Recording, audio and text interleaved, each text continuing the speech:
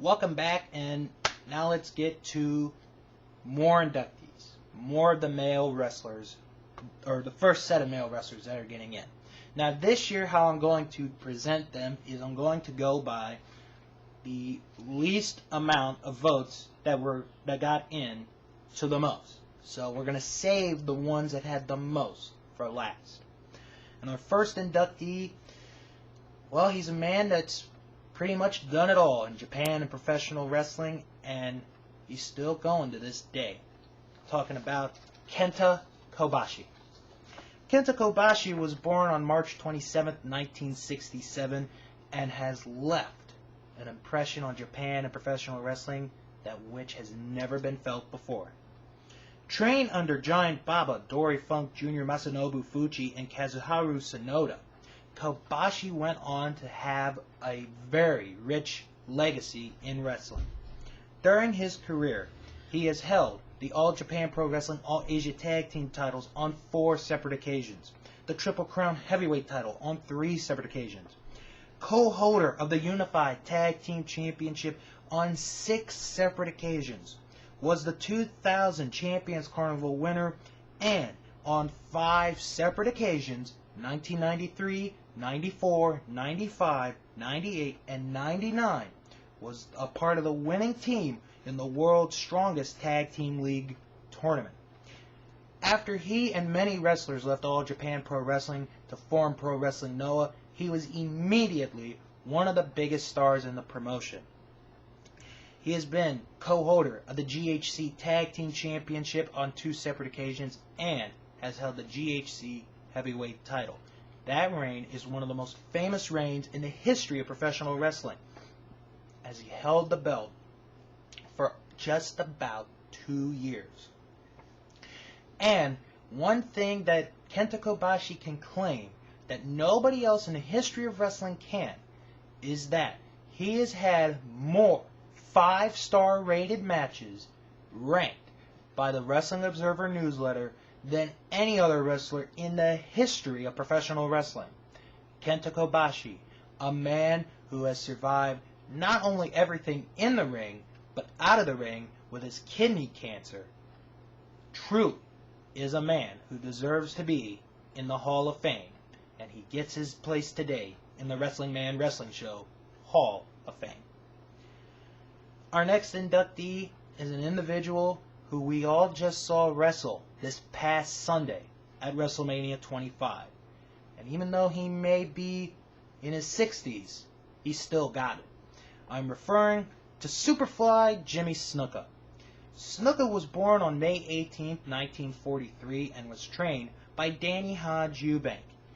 While we have seen on television Jimmy Snuka may not have won a lot of titles in the WWF or in his prime years, in fact, he's been a champion just about everywhere he's gone.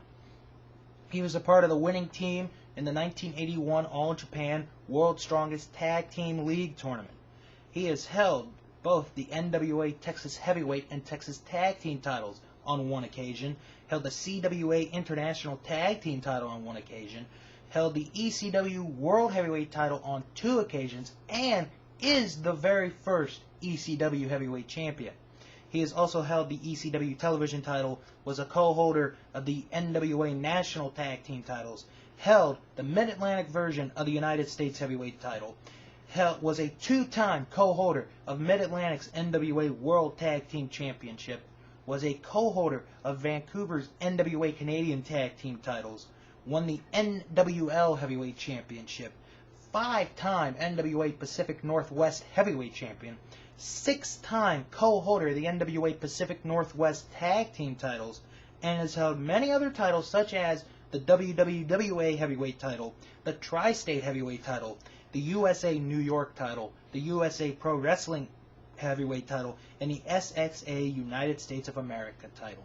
But all of those championships are as much important as his legendary moments, including jumping off the top of the cage in 1980 and 1983, once against Don Morocco and once against Bob Backlund. Jimmy Snuka is now a member of the Wrestling Man Wrestling Show Hall of Fame.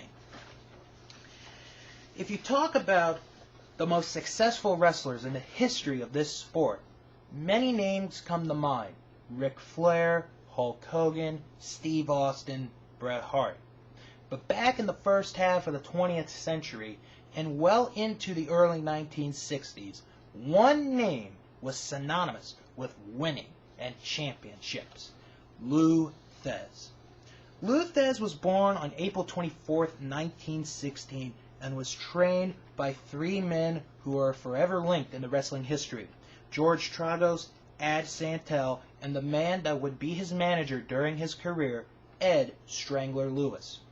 During a career that went on for 5 decades, Lou Thesz held the AWA World Championship on 2 separate occasions, the TWWA Heavyweight title, the NWA International Heavyweight title, was the NWA World Heavyweight Champion on 3 separate occasions, and maybe the greatest champion of all time, held Vancouver's version of the Pacific Coast Tag Team titles, was the NWA Southern Junior Heavyweight Champion on 2 separate occasions, held Mid-America's version of the Southern Tag Team titles, also was the National Wrestling Association's World Heavyweight Champion on 3 separate occasions, held the Texas Heavyweight Championship on 3 occasions, the UWA World Heavyweight Championship, the WWA World Heavyweight Championship, and the original version of the World Heavyweight Championship on 2 separate occasions.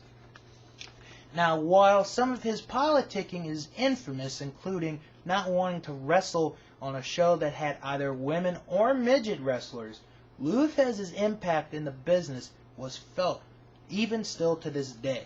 Unfortunately, the world lost Lou Thesz on April 28, 2002, as we lost maybe the greatest champion of all time.